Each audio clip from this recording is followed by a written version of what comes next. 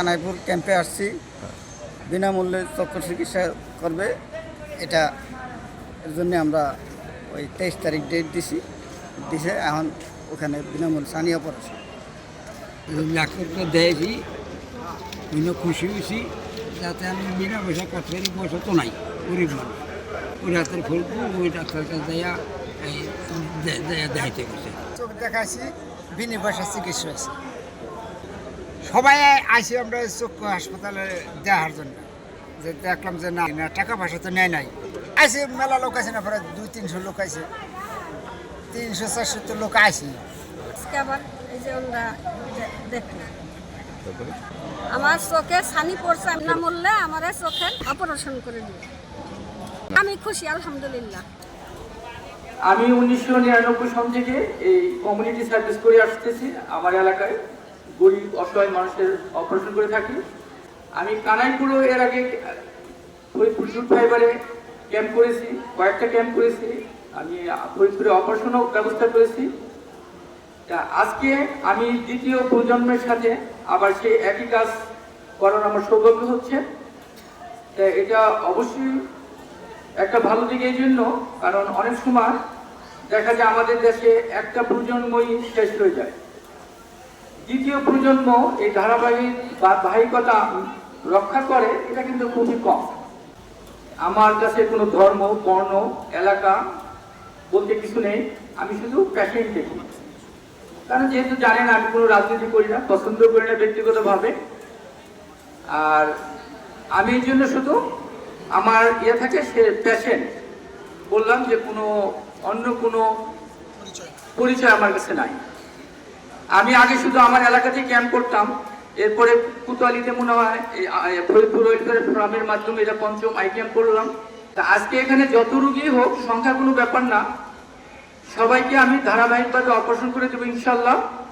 আর আপনারা শুনলে খুশি হবেন, আমার হাসপাতালে পয়সা রুগীর যতগুলি অপারেশন হয় তার চেয়ে ফ্রি রুগী বেশি অপারেশন হয়।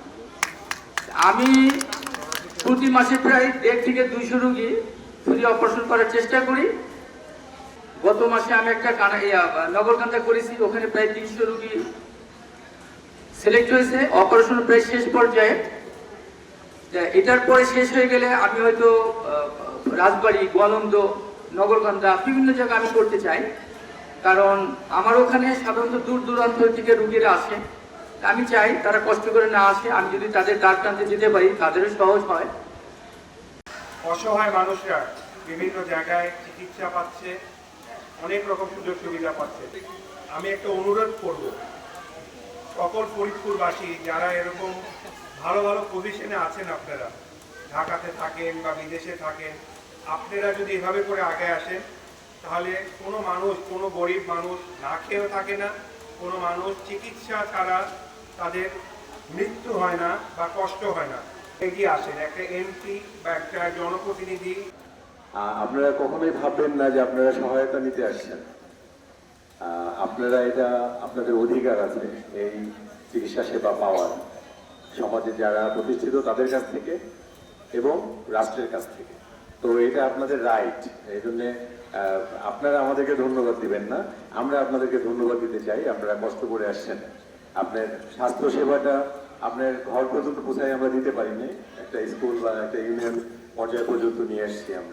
আমরা 2007 সাল থেকে এই ফরিদপুর ওয়েলফেয়ার ফোরামে এখানে আমরা কিছু সামাজিক কার্যক্রম করে থাকি। তো এটাতে কিন্তু আমাদের স্বার্থ আছে। স্বার্থটা কি জানেন? স্বার্থটা হচ্ছে ভালো লাগা।